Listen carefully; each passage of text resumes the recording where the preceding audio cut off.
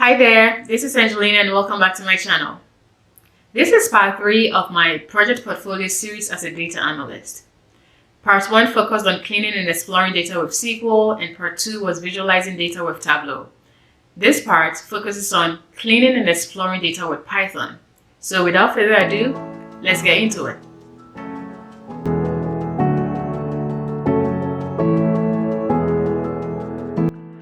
For this video or demo, we are going to use Jupyter Notebook and a few other Python libraries, and we can install the Jupyter Notebook and the libraries with Anaconda. However, if you already have Jupyter Notebook on your computer, then you can skip this process. But you can go to anaconda.org, and then at the top right, you see download Anaconda here. Click on that. And depending on the operating system that you are running, you get a download button. I am on Windows, so I got this. Well, I have already downloaded this, so I do not have to click on it again. However, it should take you about a minute or two to download. And once you have it downloaded, go through the installation process just like you would with any other application that you install on your machine. Once that is complete, the installation is complete, look for Anaconda Navigator in the search. And then from there, we can launch Jupyter Notebook. Okay, so this is how it looks like. And then you can click on launch here to launch Jupyter Notebook. Once Jupyter Notebook launches, go to your browser and it will open the browser anyways. So you go to the browser, you see this home screen. Okay, and then if you do not have a folder created already for this project, then you can go ahead and create one and then access it from this Jupyter Notebook. This is what I have here. I have a folder on my desktop called Python EDA, and it has all the files that I will use. It has all the files that I will use for this project. So I have located that file from my Jupyter Notebook home, which is here. So my desktop, and the folder that I'm in there is Python EDA, and it has all the files that I need for the project. So once you do this, then we are ready to actually start a project. So click on New and create a Python 3 notebook. And once the notebook opens, you'd see that it has no title. It says untitled. Let's give it a title here. Double click on that and then rename it to, for this one, I'll call it Cleaning Data with Python.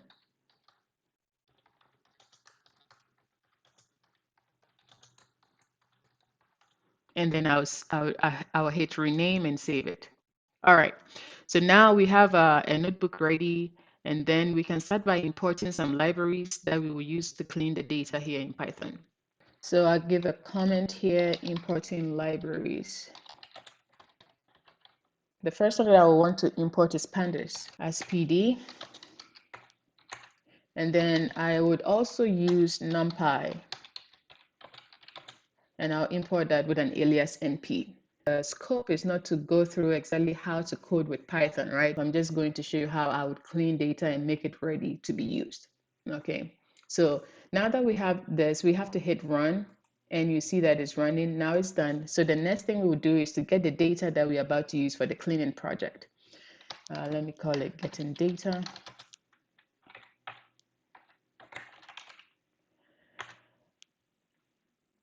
Now I'm going to use the pandas, right? PD, I gave it an alias PD, so I'm going to do pd.read Excel. The file is an Excel, so I'm going to do a read Excel, and I'm going to have to pass the file name. And then if your file, like your Excel file, has multiple sheets, then you can pass the sheet name as well. In my case, it does. I have to just find my file name. So I'm going to use this for the cleaning of data. So let me copy that, paste it here with the extension, okay? With the extension XLSX, yeah. And the file, sorry, the sheet name, I already know that I copied that onto a notepad here, so I'll paste it here. And with Python, you can either do double quotation for a string or single quotation, and it works anyways. So I'll hold the data that I will pull from the spreadsheet into a data frame, and I'll call that data. And I'll run this. Okay, so we can inspect or check the data that we just imported by just calling the variable here like that. Okay, so there are 5 columns and about 1149 rows in the data set that we just imported. The next thing we can do is to just in case you want to know, there's this thing called head to see the top 5 or the first 5 rows. So you do a head, and then you see right now I have the first 5 and the last 5. If I just want to see the first 5, this is how you do it. So you go to the head, and that is that. And you can also do the same for, let's say you want to see the last 5, you do the tail, I believe. Let's run that. Perfect. So these are the last records, the last 5 records in my data set. We can also see some concise summary or information about the data set by doing info. Run that, and then we see that from the info we have 1149 entries, 5 columns, the data type, whether we have nulls in them or not. So this is like a brief summary that you can just see, and it's handy whenever you're about to work with data. The next thing we want to probably do is to check for nulls, if there are any nulls, because it tells us that we have 1149, but then the non-null columns in the NAIC code is 1126, meaning there are some records that are null. So we can do that by actually doing this. Checking for nulls, I believe checking for nulls. So I would say data, that is my data frame, and then I'll just do the is null function here, is null. And I'll count how many, the total, right? Sum, the total of the nulls in my data set. So when I do this, I see that NAIC codes have 23 nulls, industry have 89 nulls, and the standards have a lot, footnotes has a lot of nulls. But then again, we are interested in the first 2 columns anyways, so that should be fine. All right, the next thing that we can do is to only retrieve the relevant rows that we need, because I see that if when we inspected the data, we're about to only work with this column industry, and all the records that have the sector do not have any records, any values in the NAIC code. So we are just going to select all the descriptions or the records from this data set where this is null, right? So let's do that, selecting only the relevant columns, only selecting only the relevant columns, no, rows or records. All right, so we can do that by data again, and the one that I need, the column that I need to be checking is NAICS. Let me just copy this. Remember, with Python, it's case sensitive, so if I don't type it right, I may not get what I need. Okay, that is null. Now I need to extract the data like that. Let me run this and see. I want to replace this. How many? Okay, it looks good. I want to replace this with my data frame. Run this again, and let's check the info, data.info one more time. All right, now we have 23 entries and 5 columns. We still have the 5 columns, but we have reduced the data set to only 23 by doing this, selecting only the relevant columns. Okay. The next thing I want to do is that I want to do a substring. Let's see the data again, data.head.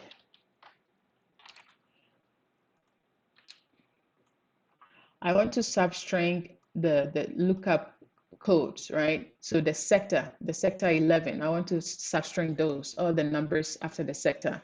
So I'm going to do that by creating another column in my data frame, and I'll call that column lookup codes, and the value should be equal to, let me copy this again.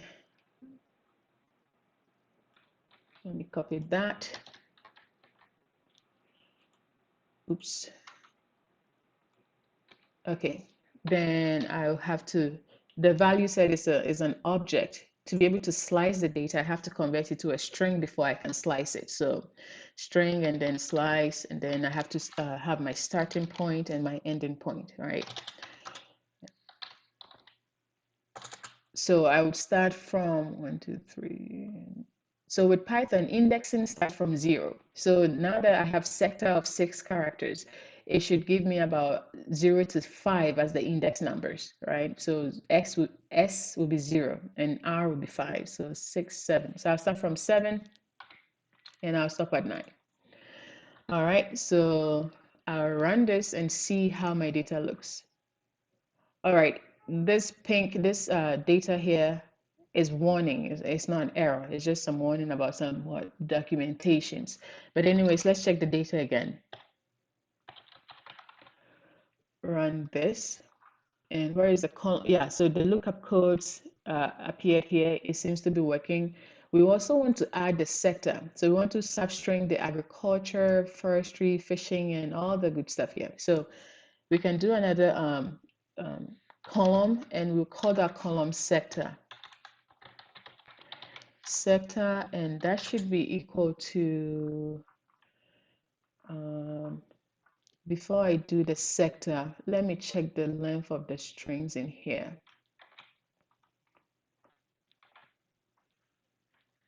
str dot length, okay, just to see how many. So the values in here, 284537. Okay, so now I just wanted to look at how many what the indexes are, the sum of the indexes in this string, this series here, industry description. So now that I see that the maximum is 537, maybe I can use this function here, this thing here in my slice. So let me just copy this, repeat all that I did over here, change this to sector, if I can spell, and then I'm going to say that start from 7, 8, 9, start from 12, the index 12, and then stop at, can I use this? I'm not sure if I can, but if it doesn't work, I'll just change it. Put it here, run that. Okay, it seemed to have gone through, but then is the data good? Let's check the head again.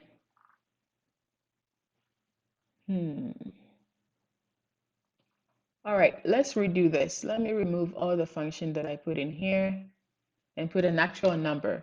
What was the highest here? 537. I'm going to put in 538 just to run this again, check my head again. Okay, so that looks good. Sector looks good. The next thing that we can do is to actually select the columns. Remember, I said we are interested in only 3 columns: the lookup, the sector, and then the description itself. So we can do that by writing this code. First of all, I need to select the columns that I need, and these are the columns that I need. Lookup codes here, and then I need a sector that I can quickly type. I need to remove this space in here.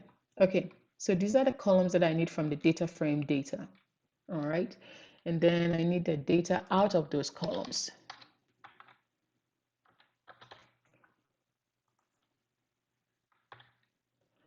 Let's run this and see. Uh-oh, key error.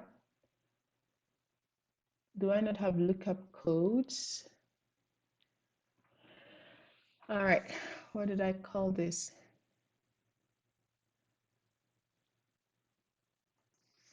Oh, my bad, my bad. Remove that. Let's see. Perfect. Okay. So now I have my 3 columns that I'm interested in, and we see that line 539 have NA, 615 has NA as well. So we may have to do some work on this again. The next thing we can do now, well, we can check the info. Now we should reduce the entries and the columns now. So here, data.info, run this again. Okay, so now we have 23 entries, and then, oh no, I should have replaced my data frame with what I just created. So replace that, run info. Okay, so now we have 23 entries and then 3 columns. Okay, so these are the ones that I need from 0, 1, and 2.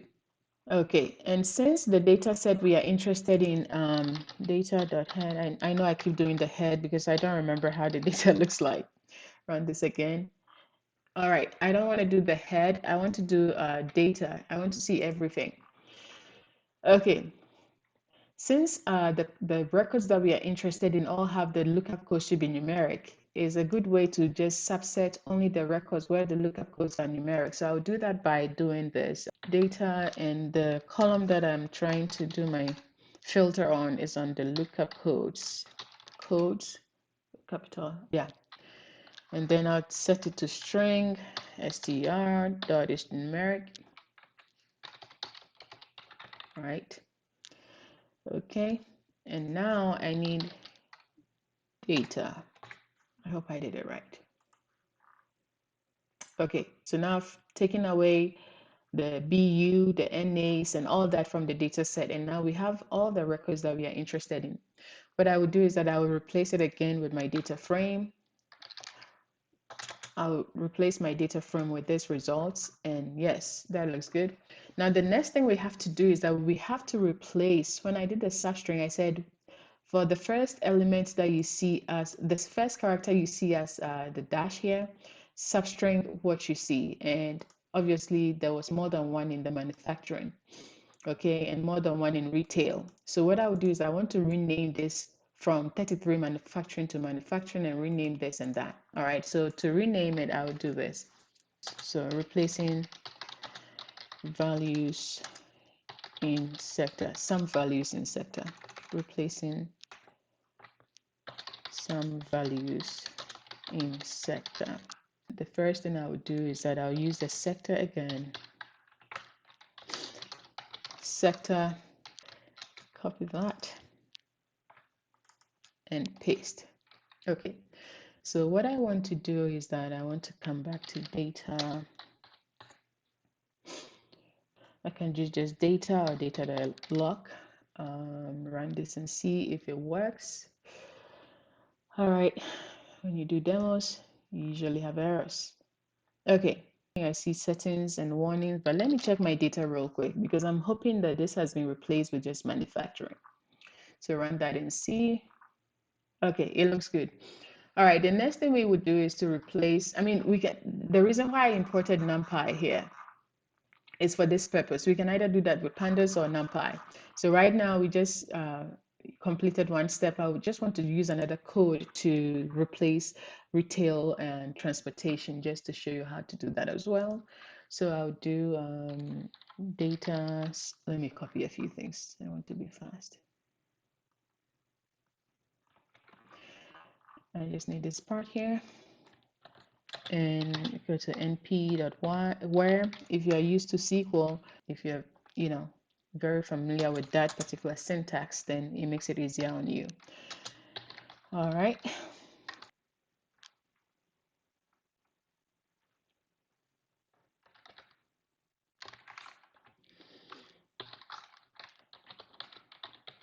Okay. I want to copy retail trade and put it here. And then I'll copy this part of the retail trade and put it in here. And then I'll do the same, repeat the step for is it transportation and wholesale? Sorry, transportation and warehousing. Put it here, copy this part of it, and then put this here, and then run that. Now let's check the data one more time. Check the data. Okay, so I have been able to replace all the names that I did not like with the ones that I like. Now I would go ahead and insert some records. Now, the reason why we need to do some insert is because in this description, they categorize some sectors as manufacturing, which is sector 31, 2, and 3. Now, in the lookup code, I only have 31, so I have to insert or append some data into my data frame. To do that, I already have a code prepared. Again, we can do that in two ways. So we can do this, and we can also use NumPy to do it as well. And I'm going to demonstrate all the two ways you can do that. Let me enter here. So for the first method, you do not need to pass the key value pairs. So this is the key and the value. the key and the value, and the key and the value. Now, this is going to throw errors because I don't have lookup code. Here I have codes. Okay, so add the S. So I'm going to say that insert 33. I need 32 as well. So let me copy that. Copy that and make this one 32. Change that to 32. And then I'll insert my retail trade for 45. And then I would do another one for, what is it? Transportation and warehousing. Okay.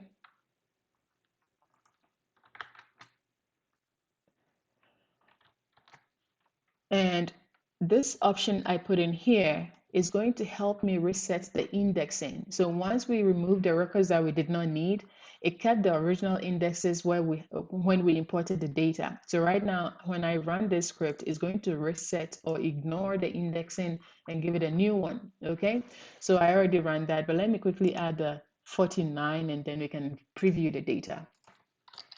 Data here, run this. Okay, so the index has been reset. I needed to state that before I showed the data because this is what this particular option did for me. All right, so cleaning up data with Python is complete.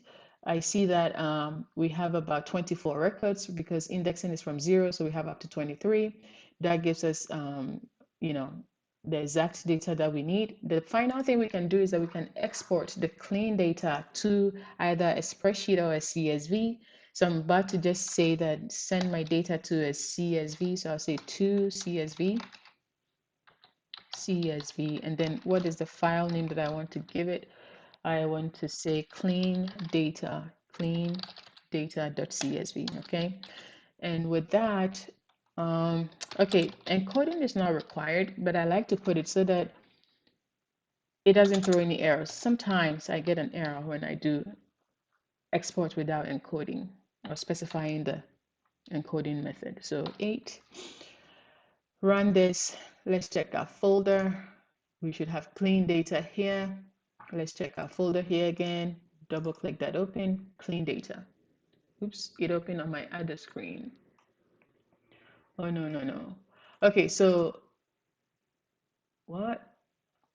Oh, I see why. So the spacing, interesting. But this is the clean data that we need. However, I do not need the index. So probably I have to extract it again. Let me come back here and copy this and say that index is false.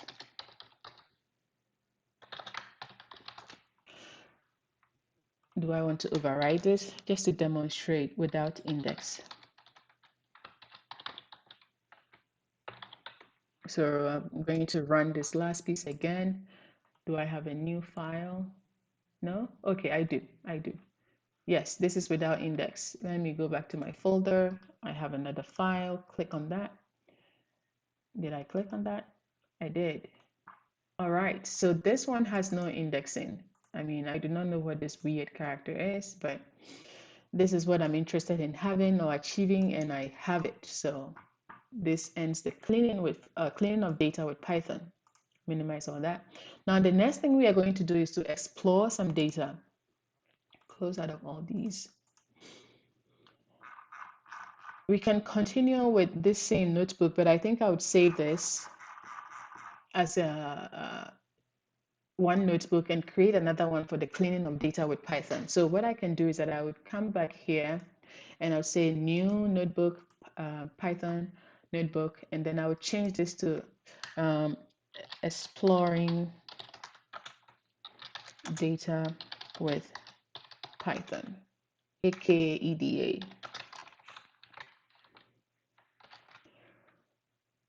Okay, so I'll rename that. Again, we are going to import some libraries as well. So to do that, let me just add some to clean out our, do I make it one header? Maybe make this one EDA and run that. Sorry, I'm making a mess. And then I'll run that and then I'll create another subheader. I'll create another subheader and I'll call that importing libraries. I do not need to do all that, it's wasting time. Let me just quit. libraries space, depending on, I just want to make it smaller, run that, just to show you how to make headers in Jupyter Notebook, create headers in Jupyter Notebook, or subheaders and all that. All right, but I'll quit doing that and I'll do this. I would have to import pandas again, pandas as PD, import NumPy. Maybe I do not need NumPy here. Maybe I do. No, I do. Okay, as NumPy, as NP. And then I would need matplotlib. Okay, matplotlib. And I need a pyplot from matplotlib, pyplot. And I import that as PLT. And then I need seaborn for some of my visualization. Seaborn, and I'll import that as SNS. And then I'll set some options. I will explain these options when I get to some graph. I will explain what these are doing. So matplotlib, and I'll say inline. And then the last thing I want to do is to set my display option. So I do pd dot set option, and then I want to check my display, and I'll set the max to, maybe I'll do like 55, because I think my columns are 54 or so. Okay, so pandas will just help us to work with some data analysis libraries in our current environment, and the NumPy will just give us the ability to do some scientific or numeric computations. And matplotlib is basically giving us a collection of functions where we can functions like, I don't know if you're familiar with MATLAB, but they will give you some functions like that. And then the seaborn is like a data visualization library on top of matplotlib. Okay, now this inline function, I'm saying that for any code that I write to produce a graph, the graph should fall right beneath the code that I use in producing the graph or the chart. That's why I'm saying inline. And then the display option, I'm saying that typically when you preview data, it gives you a few columns to preview, but then I want to be able to preview all my 55 or 53 columns in my data set. That's why I set this option. So I'll hit run, and now we will have to get data.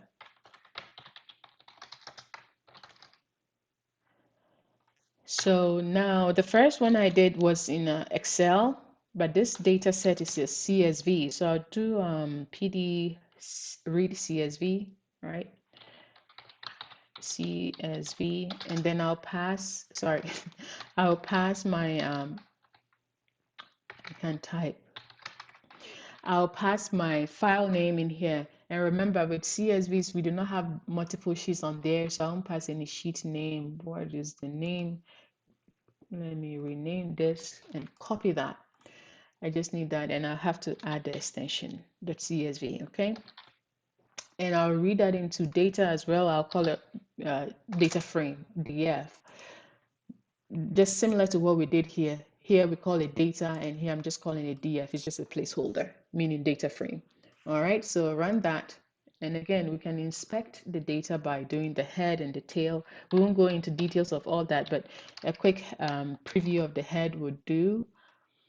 Okay, so now this is a top 5 or the first 5 rows, and all my columns are showing because I put in this option. Okay, that looks good. The next thing we can do is that we can check some concise info as well, just to have a fair idea of which columns have nulls, and which columns do not have nulls. Okay, so obviously we have about 53 columns, good. And then the number of entries, the total number of records in my data set is 601,263. All right, so loan number has all the records to be not null, meaning there are no null values in here. Okay, but borrower name has null values because the number of entries and the number of entries it has as not null is, a little bit reduced. So let's do this. Let's check for nulls, okay? So checking for nulls. So I can do df is null, okay?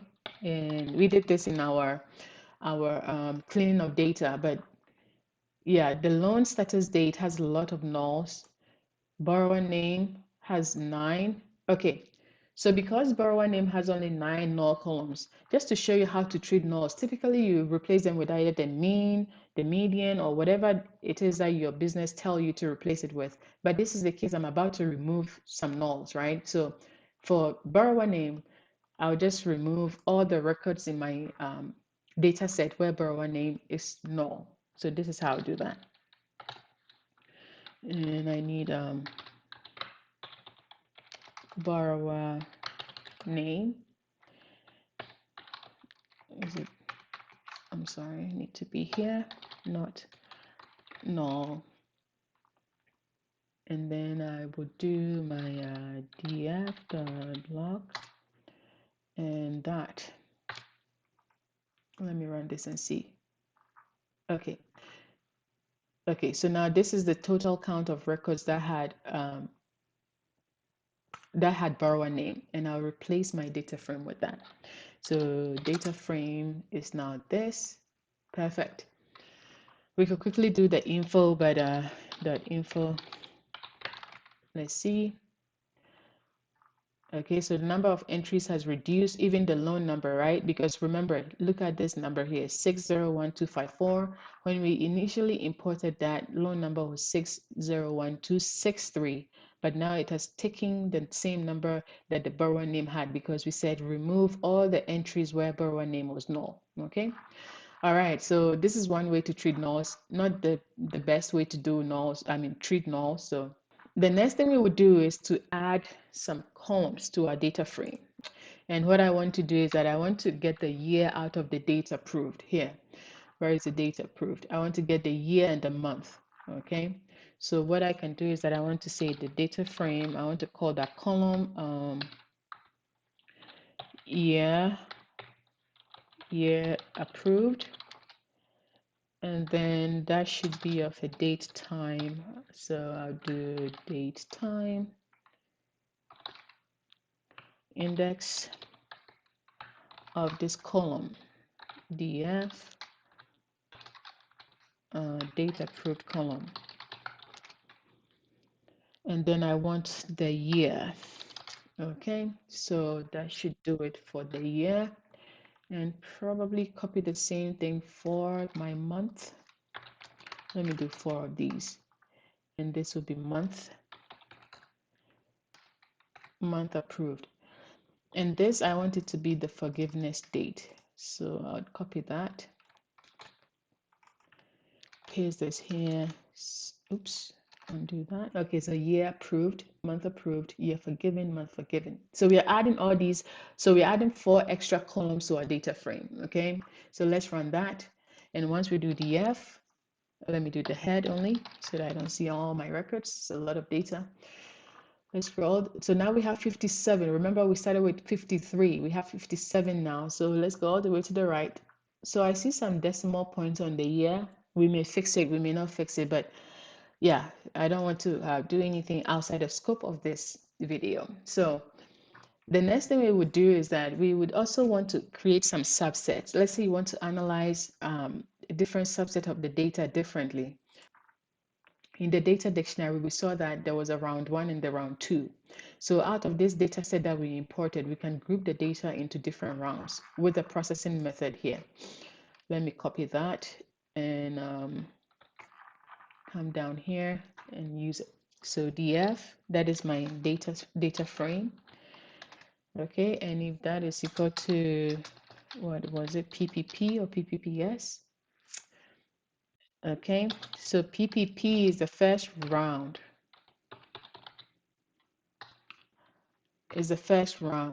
So I'm saying that show me, let me see if it works. Okay, good. So that works. Okay, so the first round has about 4, 5, 4, 5, 9, 3. So let's copy this again and change that to PPPS, sorry, PPS. And how many records do we have? 146,000. Okay, so now we want to give it a name and we call this first round. And then we'll call the other one second round. Where is that? We call that second run this. Okay, so now we can inspect this first round just like we had done with the data frame. So this is also a data frame, okay? Round dot, let's say head. We can inspect that just like we have been inspecting the data frame here. So run this here, run that. You see, we have the first 5 and 57 columns. Okay, the next thing we want to do is to see some graphs or some charts of the categorical variables. So let me just add a header here, subheader, whatever. Let me call this categorical variables and run this. And the first thing we would discuss or we will look into is UniVariate. We do not have to break it down like this, but I think it makes it clearer as to what we are trying to do with the variables here. So run this.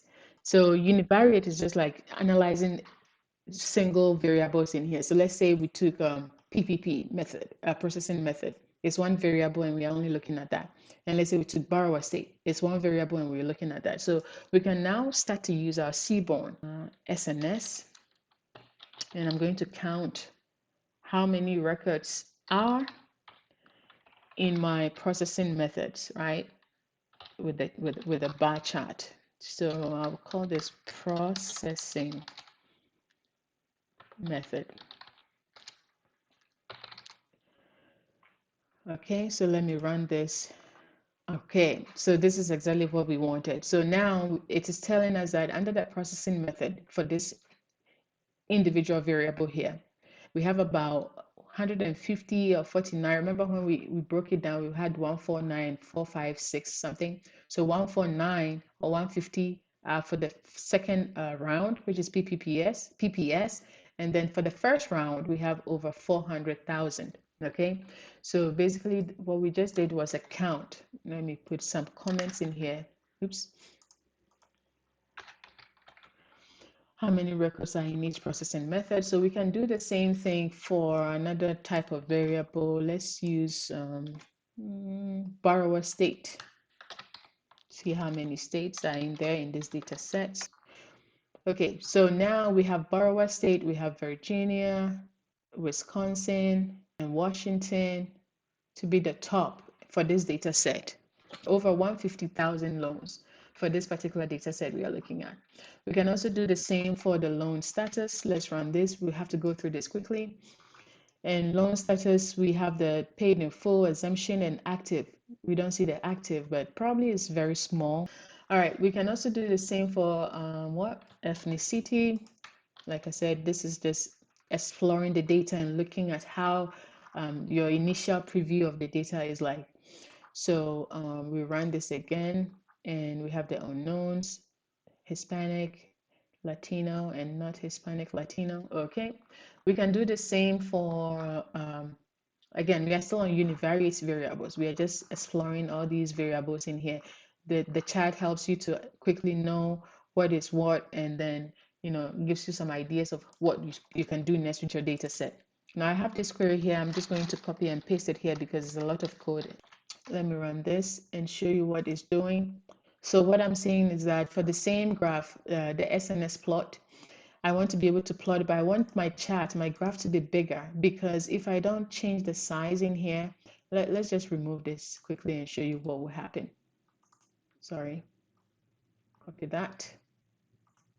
Run this. You see how tiny and small it is? So I just said that for that, I want that the graph to be bigger. And now I made it bigger. And then I also wanted the name to be rotated, because if they came like this, just like this one is, it may not work out well because the names are long. We had to, rotate it and then change how it appeared. So this is why I had to put in a few more lines of code in here. So I think we would just end. Okay, we can also do the same. I showed another one with race. Let's run this here. Okay, so just like we had rotated the name in here, we did the same for here. Now let's look up some BiVariate. BiVariate. And let me add a header and change this to a markdown. Okay, run this. Now this is the graphs where I would be plotting or showing more than one variable. Probably, let's say I combine, let's say race to business type or ethnicity to loan status or something. That is a combination of variables. So that would be BiVariate. So for this particular one, I'll do this. I'll just plot. This is what I'm trying to achieve. So SNS, and I'll count again, count plot. And this time I have the X, okay, because I'm going to plot two things, and I have the Y, sorry, and the hue, sorry. Which one is going to be for the color and which one is going to be for the X axis, okay? And then where is the data coming from? And my data, I call it data, no, I call it DF. So I want my loan status to probably be the color, is I have to spell status, loan status, and then I want my, ethnicity here to be on the x-axis. Did I do this right? Run this. I knew there was something wrong. Why not? Oh, I typed this wrong. Ethnicity. Oh, copy and paste once again. Run this again. Okay, so now this is for the unknown or not stated ethnicity. We have about 340,000 paid in full in terms of count, and we have about 110 in the exemption status, and then we do not see the active and undisbursed part. So this is how the bivariates work. We can also do bivariate, not probably with a chart, but with let's say a group by, right? We can do cross tabulation, and then so for example, let's say I want to do PD. Let me just write my query first on my code first. Okay, so I'm about to do some cross tab with borrower state. I think borrower state was also a good data point to use. Ethnicity. All right, let's run this and see. I have my states here. These are the number of states in the data set that I'm working with. And these are the ethnicities in the state that I'm working with. So this is a count out of Virginia. There are 2,761 Hispanic Latino, 39,616 non-Hispanic, and a lot of them unknown. Okay, so this is what the cross tabulation is doing.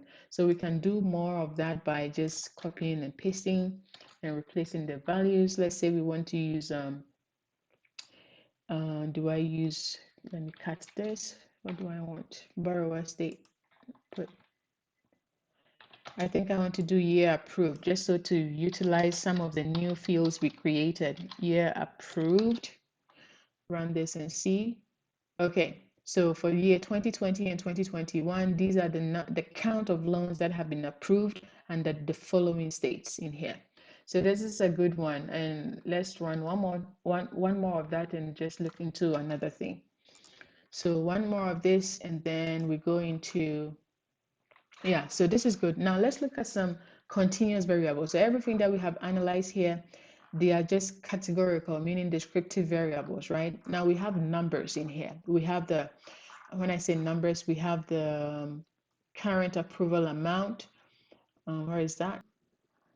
Let me add my subheaders here, and I'll call this numerical variables.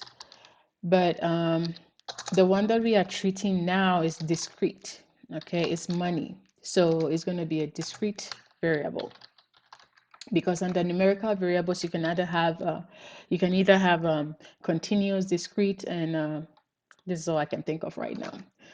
So I'm going to run this as a markdown for my subheaders, and I'll start by doing some descriptive summary, and I'll do that on my current approval amount.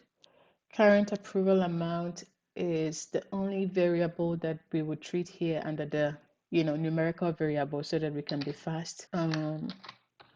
Current approval amount,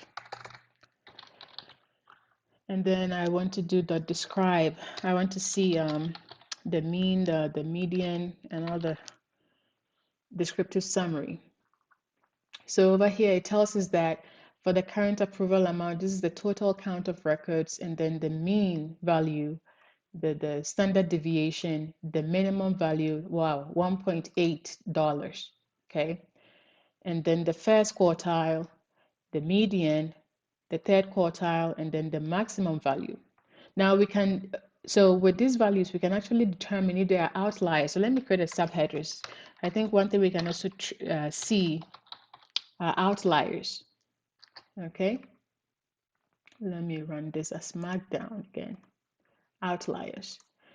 Now, there are so many ways that you can determine if there's an outlier in your data set. You can either do it visually or you do it with numbers. So right now we are going to use seaborn to draw to get a box plot, okay? And that would help us to visually determine if there are some outliers in our data.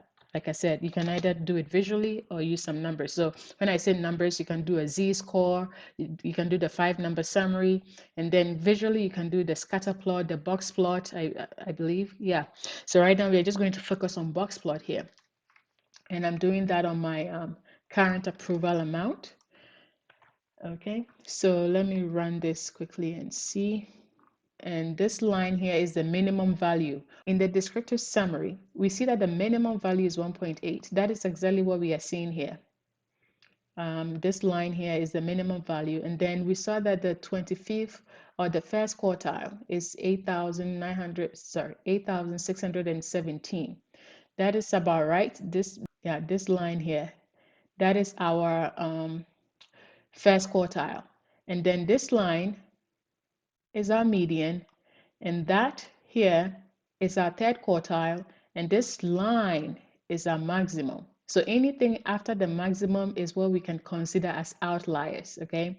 So this is the mean value, the first quartile, the median, the third quartile, and then the maximum, okay? So yeah, this is a quick way to visually determine whether there are outliers in your data set.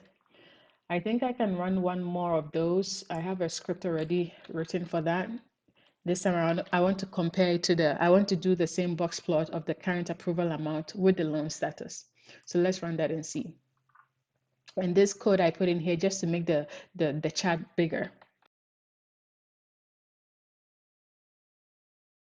I mean, it's okay, but I just thought it would be nicer if it was bigger. So I put in the fixed size to determine how I want it to look. All right, so this is a clear case of outliers in here. I mean, per the data set we are using, anything above the maximum. So this is like telling us that 25% of our data set is between the minimum and the first quartile, right? And then another 25% of our data set is between the first quartile and the median. That is how the box plot interprets the data for us. The next thing we can do is also do a distribution plot, just to see the distribution of the data. And we see whether it's a normal distribution or it's not. Okay, so this numbers here at the top is telling me that, I mean, the numbers are too large. Maybe not. Let me see what I can do. Let me divide it by 1 million. Is it 1 million? Okay, let me just do this. Let me try this.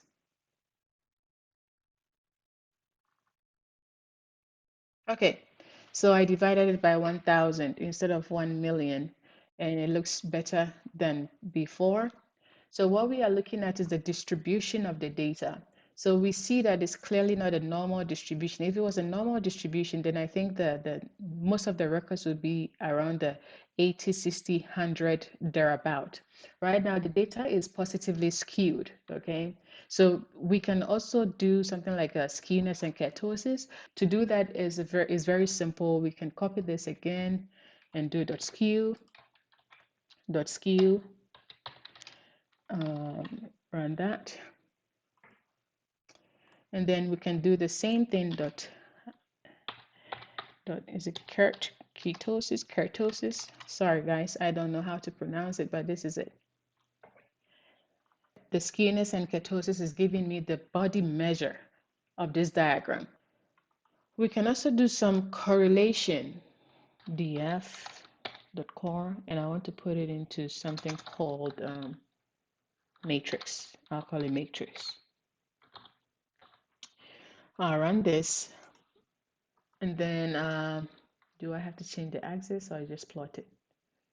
And I want to say that the figure size should be equal to the following. Let me do like 8. Like, let me just do 12. I have a lot of data points. 12 and 9. And now I can like, oh no, I didn't need to put these in a different cell, but it's okay. sns.heat map.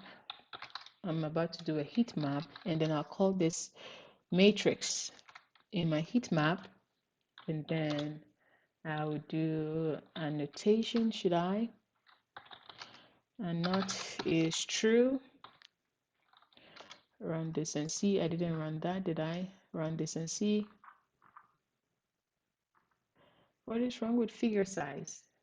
Oh, I meant to say fig size. Fig size.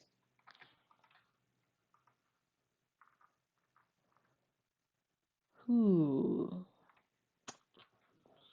It doesn't look, I mean, it looks okay. This is exactly what I was expecting, but let's remove the numbers from it.